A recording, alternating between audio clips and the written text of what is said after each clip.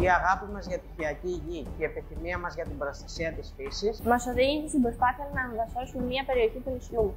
Η αποκατάσταση της φύσης είναι χρέος όλων μας. Για τη δική μας ζωή και για τις μελλοντικές γενιές. Το Κοινοφελές Ίδρυμα Μαρία Τσάκος, Διεθνές Κέντρο Ναυτικής Έρευνας και Παράδοσης, δημιούργησε την πρώτη τράπεζα που σκυλώνει δέντρα για αναδάσωση.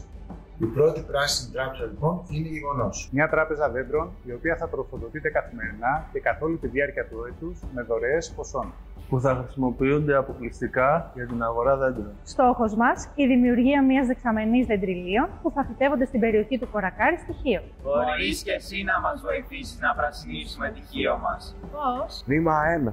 Αγόρασα δικά σου δέντρα δημιουργώντας το δικό σου λογαριασμό στην Tree Bank. Πόσο κοστίζουν? Μόλις 2 ευρώ το δέντρο.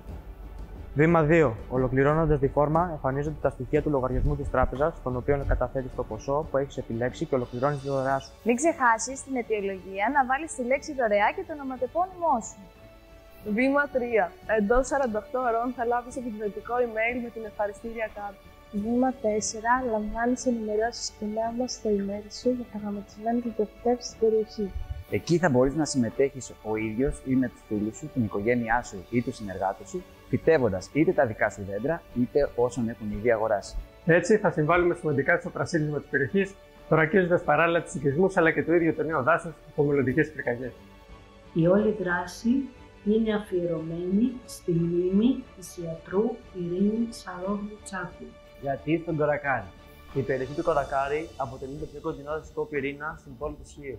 Και είναι η ιδανική περιοχή για τη δημιουργία ενός πυρήνα ζωής.